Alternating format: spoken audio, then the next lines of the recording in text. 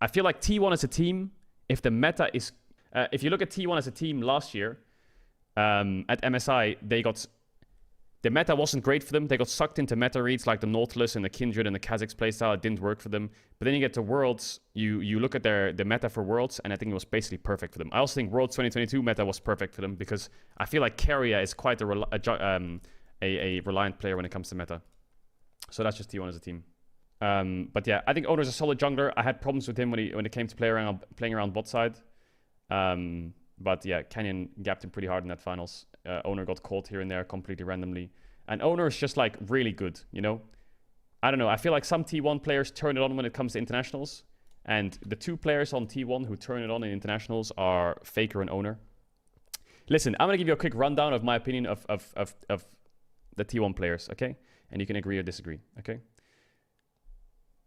Zeus. Okay. Zeus is in his the Shy arc. Faker and Owner step it up like shit at internationals. Keria is a montage maker against lower teams, which makes people think that he's better than he is sometimes because he picks random picks against bottom tier teams that are really unconventional, but never plays them against the top tier teams, so he gets overinflated as to how good he is. But if the meta fits him perfectly well when it comes to range support meta, he is a really strong player, and he's probably one of the best range supports in the world. But Keria has this thing where he plays like Caitlyn support and Varus support and Ezreal support, and everyone's like, wow, his champion pool's so good. And then he gets to the international, and obviously he's not going to play them. He was just playing them against a bottom tier team, so everyone gets a bit too overhyped.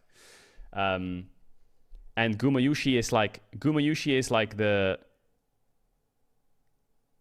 He tanks everything. When the team's fucking running it, Gumayushi tanks it all. Gumayushi's like the last line of defense, and he is also a clutch player. So Gumayushi to me is like the most solid player on that roster. Gumayushi is really good. But yeah, like I said, if the meta suits Keria well, he is insane. But yeah, I feel like sometimes he gets a little bit, I don't want to say overrated, but people lose their minds a bit too much, including myself, when he plays random shit and then he never plays against top teams. And if he's against a bottom tier team, he'll pick some random shit and make fun of them.